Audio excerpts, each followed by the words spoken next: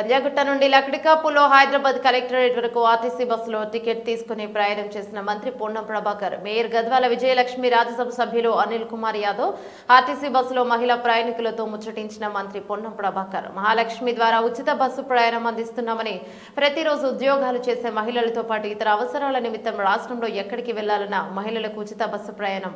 ఎంతగానో ఉపయోగపడుతుందని తెలిపిన మహిళలు, ఉచిత ప్రయాణం వల్ల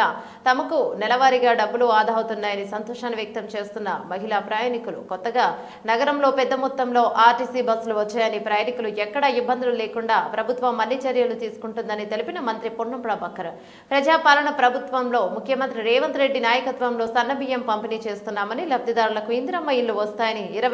200 యూనిట్ల ఉచిత విద్యుత్, 500కి గ్యాస్, కోటి మంది మహిళలను కోటీశ్వరులను చేయడమే లక్ష్యంగా మహిళా సంఘాలకు బస్సులు, వారికి ప్రత్యేక కథనాలు అందిస్తున్నామని తెలిపారు. ఆర్టీసీ ఉద్యోగుల సమస్యలు పరిష్కారం చేస్తున్నామని తెలిపారు.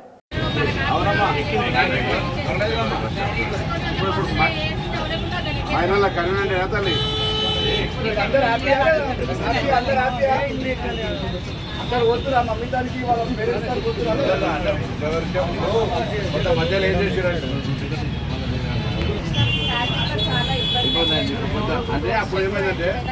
అందరు కావాల్సుకొని గట్టిగా పడిగా ఎక్కారు. ఇప్పుడు కొంత దీనిపై బస్సు కూడా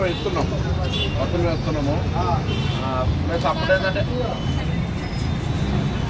అప్పుడేమో అందరూ ఎక్కువ ఊరికే ఎక్కువ ఊరికే కూడా ఇప్పుడు కొంత అవసరం అగ్రి బస్సు ఉండే